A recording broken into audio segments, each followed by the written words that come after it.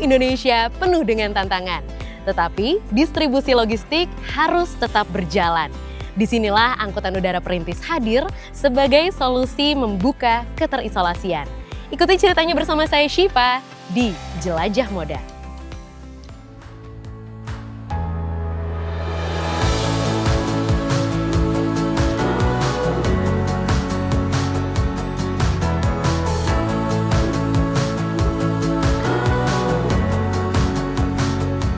Dengan luas wilayah lebih dari 1,9 juta kilometer persegi, Indonesia memiliki berbagai tantangan geografis dalam mendistribusikan bahan pokok ke berbagai pelosok tanah air. Di wilayah Kalimantan Utara misalnya, selain terdiri dari gugusan pulau, provinsi ini juga memiliki wilayah pegunungan dengan medan yang sulit dijangkau baik oleh moda darat maupun laut. Untuk itu, pemerintah melalui Kementerian Perhubungan menghadirkan layanan angkutan udara perintis kargo atau penerbangan perintis kargo. Program ini menjadi harapan untuk membuka akses dan memastikan kebutuhan pokok masyarakat dapat terdistribusi tanpa kecuali. Bandara Juanda Tarakan merupakan salah satu simpul utama arus logistik udara di Kalimantan Utara. Berbagai komunitas masuk melalui bandara ini sebelum kemudian akhirnya disalurkan ke wilayah pedalaman di Kalimantan.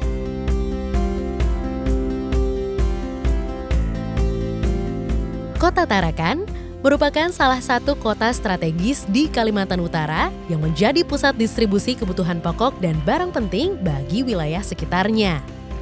Melalui Bandara Juanda Tarakan, berbagai pasokan bahan pokok dikirim melalui penerbangan perintis kargo ke wilayah Long Bawan, Long Apung, Long Sule, Long Layu, dan Binuang.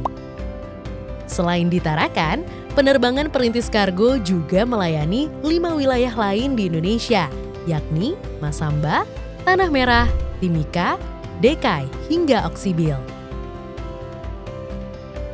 Sebelum kita melihat bagaimana proses barang-barang ini dikirim melalui penerbangan perintis kargo, saya mau ajak kalian mampir ke Kota Tarakan untuk bertemu dengan Pak Mulki, seorang pemilik toko yang rutin memanfaatkan penerbangan ini. Kalau kami mengirim di daerah pedalaman, yang kami kirim itu biasanya Krayan. Daerah Krayan, kami mengirim barang sesuai dengan pemesanan. Biasanya sudah pesan, kami packing, baru kami kirim naik mobil 300 barangnya, baru kita kirim ke bandara. Nah itu biasanya barang-barangnya apa aja Mas? Meliputi Indomie, kopi, gula, tepung terigu, kebanyakan itu aja sih Mbak.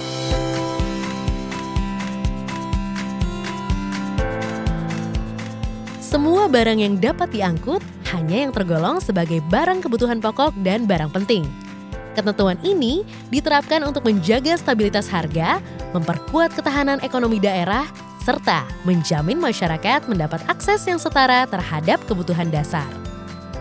Besok saya akan melihat bagaimana barang-barang ini diproses untuk dikirim ke wilayah pedalaman.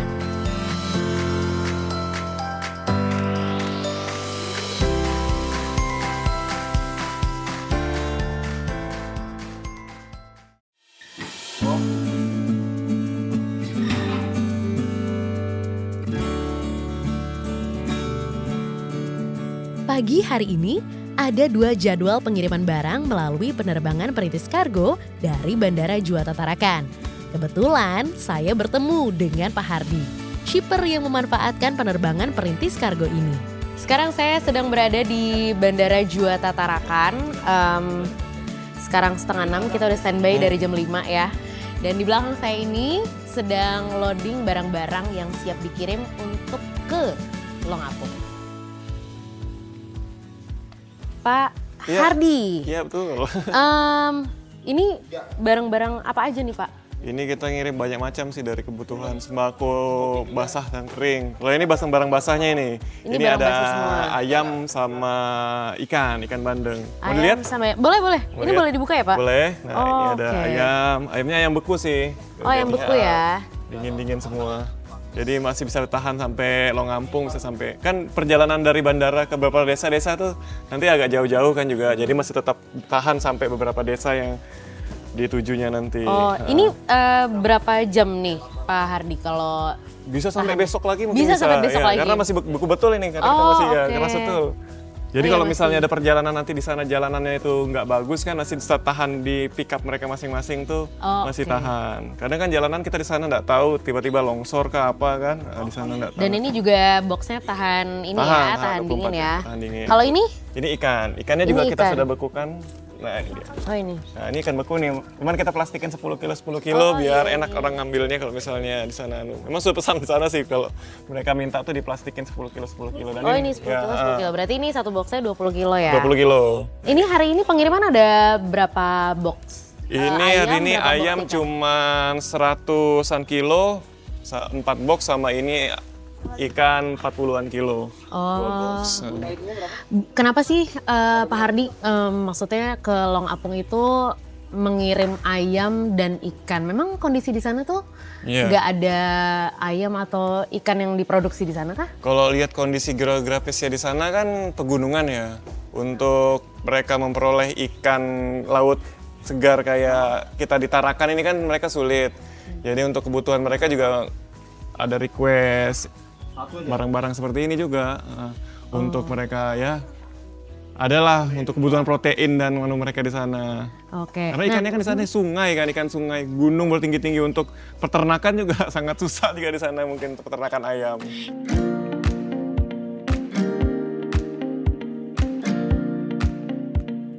Sebelum dikirim, semua barang wajib melalui gudang barang ini. Di sini, barang-barang tersebut akan dilakukan pengecekan baik secara administratif maupun kelengkapannya oleh pengawas kargo sebelum akhirnya dilakukan penimbangan.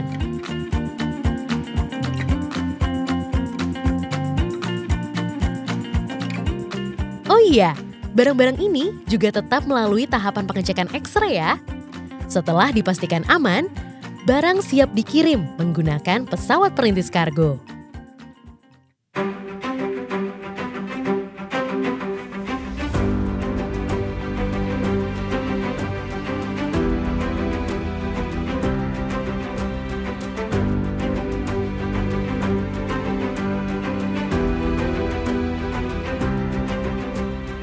Ini adalah apron atau tempat parkir pesawat di mana ini merupakan area terbatas.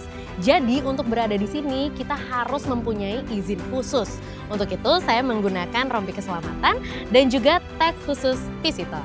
Nah, di belakang saya ini adalah pesawat perintis kargo dengan jenis Pilatus yang mampu mengangkat barang-barang hingga 500 kg.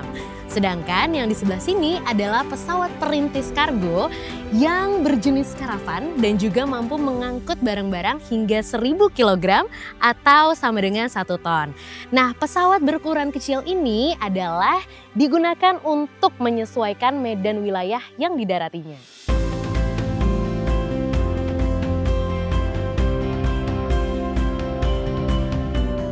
Wah, gimana ya? Rasanya mengirim barang sepenting ini naik pesawat perintis kargo. Kita tanya langsung yuk dengan Kapten Cesar, salah satu pilot penerbangan perintis kargo yang terlibat langsung dalam pengiriman barang tersebut. Boleh diceritain Cap, kondisi alam di daerah terisolir di Kalimantan gitu ya, itu seperti apa sih Cap? Kalau konturnya adalah pegunungan perbukitan dan lokasi dari tempat kami melakukan pendaratan, melakukan operasi penerbangan itu juga dia berlokasi di dalam lembah. Jadi memang tidak ada akses keluar masuk yang mudah yang bisa mereka punya selain dari udara. Jadi memang tantangannya adalah kami harus terbang melewati perbukitan atau pegunungan sehingga memang membutuhkan kesiapan mental dan fisik juga. Karena butuh konsentrasi tinggi. Bangga nggak sih Cap menjadi salah satu orang yang mengantarkan atau mengirim barang-barang ini dari kota ke wilayah pedalaman Kalimantan? Kebanggaannya bukan pada saat mengantar, tapi kebanggaannya itu kita rasakan itu pada saat kita landing, lalu orang menyambut kita dan kita tidak pernah tahu barang apa yang kita bawa sepenting apa. Buat kami pilot, membawa barang itu menjalankan tugas yang sudah diberikan, sudah dipercayakan. membawa barang itu. Sementara untuk orang yang menanti, mungkin itu barang yang bisa kita bilang membuat hidupnya jauh lebih baik.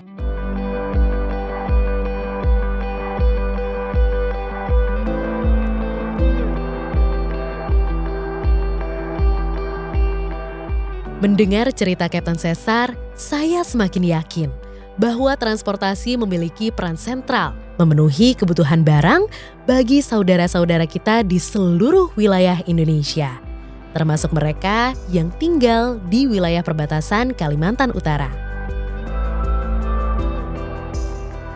Ini adalah barang-barang yang pokok dan penting siap untuk dikirim ke Long Apung.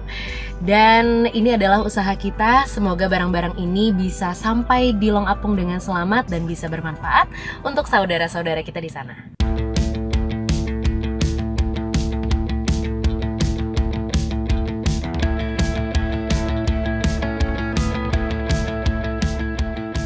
Setiba di bandara tujuan, barang-barang pokok akan didistribusikan dengan diawasi oleh perangkat daerah setempat. Untuk membuat penerbangan perintis kargo lebih efisien, pemerintah mendorong adanya muatan balik berupa komoditi produk unggulan daerah setempat sehingga diharapkan mampu mendorong perekonomian daerah. Di Kalimantan Utara, produk muatan balik biasanya berupa beras asli Krayan dan buah nanas.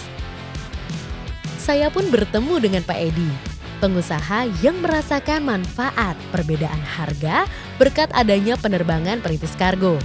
Beliau juga merupakan warga asli Krayan loh. Kalau perbedaannya selama ini kan kebetulan saya ini kan orang beralaman juga ya, asal dari Krayan juga. Jadi sebelum subsidi ini daerah Krayan itu sangat harga barang desa itu sangat jauh sekali dengan Tarakan.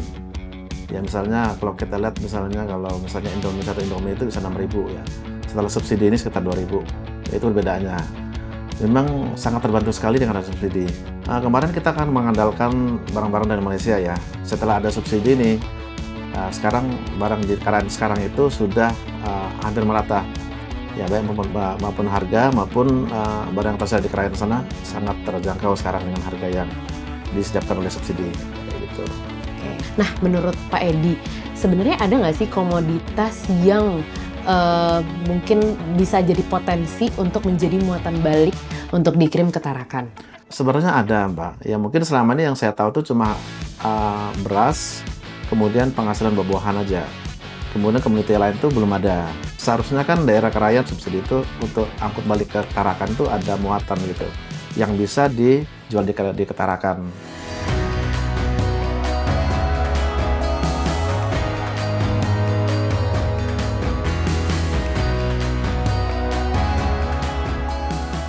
Dari penjelasan Pak Edi tadi, terasa bahwa penerbangan perintis kargo bukan hanya soal mengirim barang, namun juga tekad dan semangat untuk memastikan masyarakat di seluruh penjuru negeri mendapat hak yang sama. Tentunya, tekad ini tidak dipikul sendirian. Ada peran pemerintah daerah sebagai perpanjangan tangan dari pemerintah pusat yang mengatur dan mengawasi pelaksanaannya. Sehingga manfaat dari layanan keperintisan di Kalimantan Utara ini dapat terwujud dengan baik. Saya pun bertemu dengan Kepala Dinas Koperasi, UKM, Perindustrian, dan Perdagangan Kabupaten Nunukan guna melihat bagaimana dampak yang ditimbulkan dengan kehadiran layanan ini. Adanya kapal perintis barang dan pesawat perintis udara di Kabupaten Nunukan sangat bermanfaat, khususnya dalam rangka untuk menambah sarana untuk pemindahan barang dari suatu daerah ke Kabupaten Nunukan. Ini dalam rangka untuk ketersediaan barang di Kabupaten Nunukan, khususnya barang kebutuhan pokok dan bahan penting seperti itu. Jadi dampak yang nyata yaitu tersedianya barang yang tarifnya tidak terlalu tinggi, kemudian adanya peluang usaha-usaha baru seperti rumput laut yang ada di Nunukan memang sangat terbantulah pemasarannya, yang mana produk ini kami ketahui juga produk yang akan diekspor lagi begitu. Terkait dengan kondisi geografis kita, memang ada beberapa kecamatan kita ini yang hanya bisa kita jangkau dengan melalui udara. Tapi kami juga sangat berterima kasih dengan adanya pesawat perintis barang udara ya, sehingga ini sangat membantu saudara-saudara kami yang ada di pedalaman yang hanya bisa dijangkau dengan udara itu. Hampir mungkin 60% sudah teratasi bahwa kebutuhan pokok kita sudah dari dalam negeri ya.